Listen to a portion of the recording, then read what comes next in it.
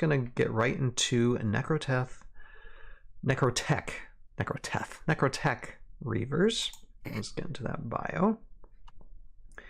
And I got to start the clock because we need to make sure we're not here for 4 hours.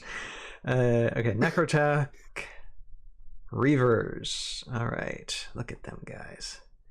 All right, first we're going to read the lore. The news spread through the Isonek networks in an instant. The war was won. They were the last life forms remaining on the surface of Noxtorma. No enemies left, no obstacles to the glorious age of wealth and productivity promised by Iron Lich Viscerat. 100 years passed, then 1,000. Iron Lich Viscerat's colossal machine, the World Eater...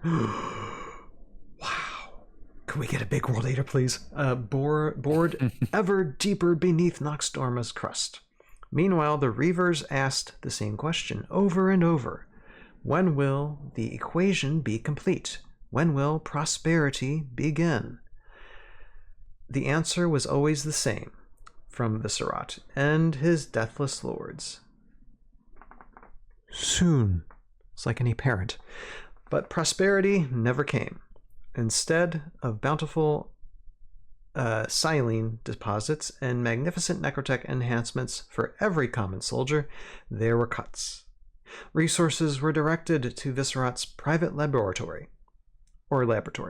to the construction of his necromoons, to the Hellforges and their starships, which would seek out distant new worlds for Isonek expansion. Then the silene ran dry.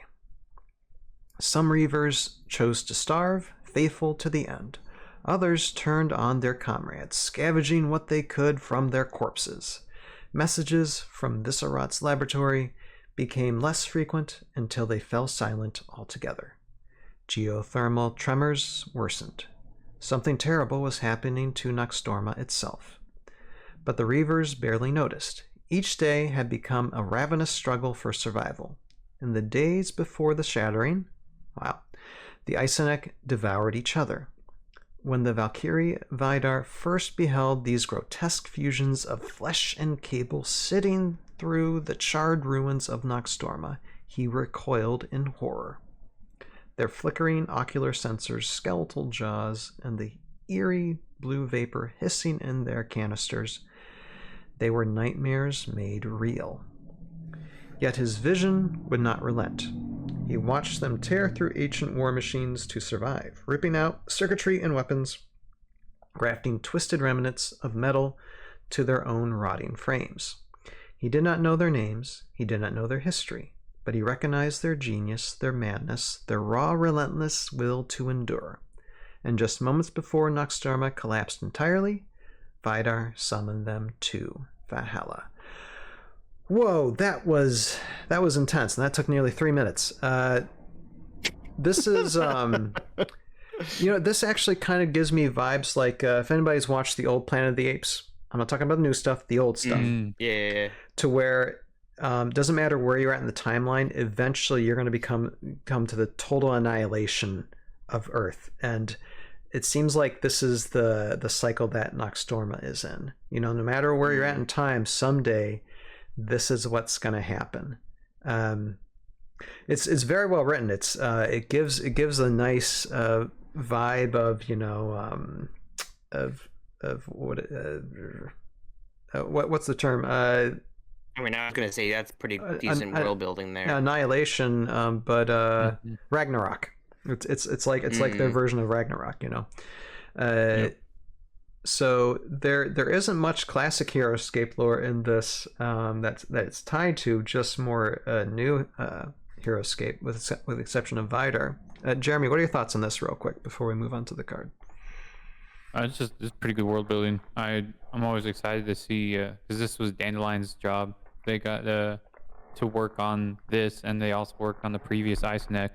So it's like you can you see the continuation of the lore being built between different Isonek options that we have. So yeah, it's really exciting to read it. And so these miniatures, they don't need the appendages on them. They're just basically one arm. They're trying to find something they can grab. to use. That's why this particular set box can be used in multiple ways, which is really nice. It's a nice concept that they have. But the one thing I was saying though, there's two things in here: a World Eater. What's that? And I want it now. And then what else? I think there was something else that was kind of named. I mean, Warpex is in the comments that I want a big drill set piece now. Yes. Is he talking about the World Eater, or is there? I don't remember them mentioning a big drill. I thought there was one other name here. I'm trying to find it. The Necromoons.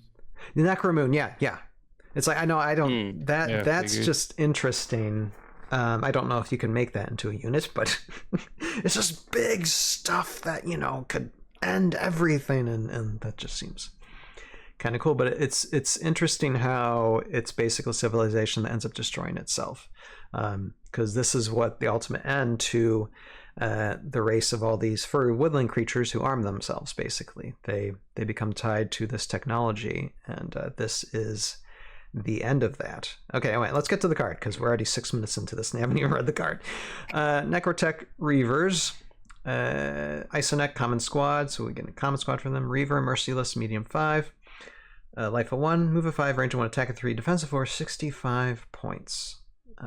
Necrotic network. Before taking a turn with Necrotech Reavers, you may first take a turn with an Isonec hero you control. If that hero is unique, you may only activate one Necrotech Reaver. Scavenge parts. At the start of the round, before placing order markers, you may replace one Necrotech Reaver you control with one of your destroyed common medium Isonec heroes. Okay, interesting. So they can kind of interchange on the battlefield as well. What are your thoughts, Joe? I think 65 is, I guess, fine points, but I just noticed that a lot of the commons have been very cheap. This is, I think, more of the expensive option, and probably a very good balance. But I'm interested in. I like the bonding option where because of all the commons that these guys can create based on their appendages that we'll find out in a bit. But if it's a unique, you can only activate one Necrotech Reaver, which is really neat. I just like that extra ruling to make the card a little bit more interesting than just bond with something else.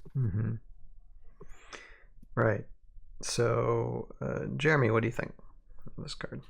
Already Isonec armies kind of scare me, because I've played against them and I have not been able to beat my friend who was playing the Isonec army. Every time he pulls them out, I'm dead. Every time. It's not fun. Because Ironless Viscerot's really, really solid option, especially that being able to activate and boost with the injection and things like that. So I don't know. I'm curious to see how this plays out in addition to the Isonec we already have. Using that, you get this big old group that can interchange and become common heroes or something like that. But then they also have the bonding with the other Isonecs. So I know they're gonna probably make some pretty solid options coming out when they're released. I want to see how that strategy. Not that I want to add more bonuses to the Isonec army, because they're already beating me. But yeah, it's gonna be interesting to see how they play out. It makes me think of this is Renegade's answer to a heavy melee army. You get a bunch of, just imagine a ton of these on the field, and you interchange them. They're common. Now they're common heroes. As I think you're going to be seeing other options for scavenge parts and others. It's going to be insane trying to manage all these. I mean, thank goodness you don't have to re-roll anything with these unless you're tacking on some. Actually, no, it wouldn't work because they don't follow Revna. So acolytes wouldn't work, but that's a blessing in disguise, at least so far for these. But yes, as we're coming down to 10 minutes, let's take a look at Necrotech Reavers. No, they're really fun. Very nice lore. It's a very good bit of lore there.